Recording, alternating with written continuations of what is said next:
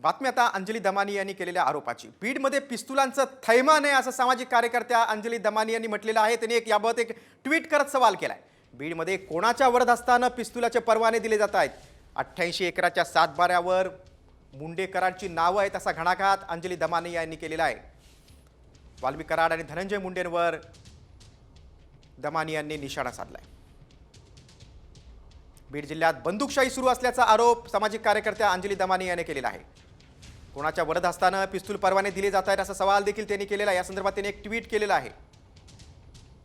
88 एकराच्या सातबाऱ्यावर मुंडे कराडची नावं आहेत असा हल्लाबोल दमानी यांनी केलेला आहे.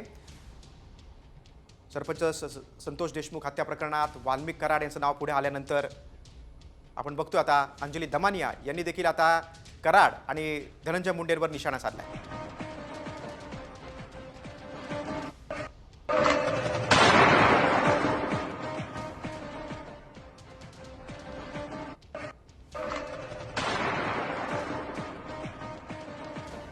बघा, अंजली दमानी यांनी हा व्हिडिओ ट्विट करत सवाल केलेला आहे.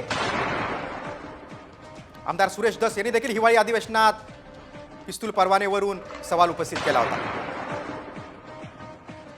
आणि आता आपण बघतो की अंजली दमानिया यांनी देखील हा सवाल केलाय. अनेक केल्याचा एक व्हिडिओ देखील आपण व्हायरल, या संदर्भात काय सांगा?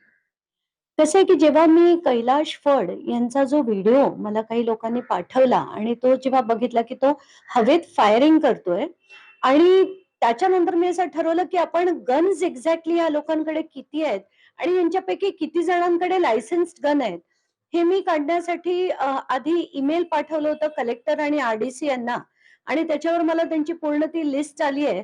तर 1222 लोकांकडे फक्त बीड जिल्ह्यामध्ये 1222 लोकांकडे गन लायसन्स आहे.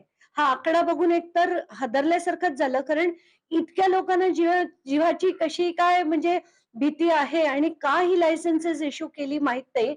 पण महत्वाचा मुद्दा असा की त्याच्यात वाल्मिक कराडचं त्याच्या नावापुढे डिॲक्टिव्हेटेड असं दाखवलं जातंय. त्या डिॲक्टिव्हेटेडचा त्याचा अर्थ काय ते मला नाही माहिती. पण हा कैलाश फड नावाचा जो व्यक्ती होता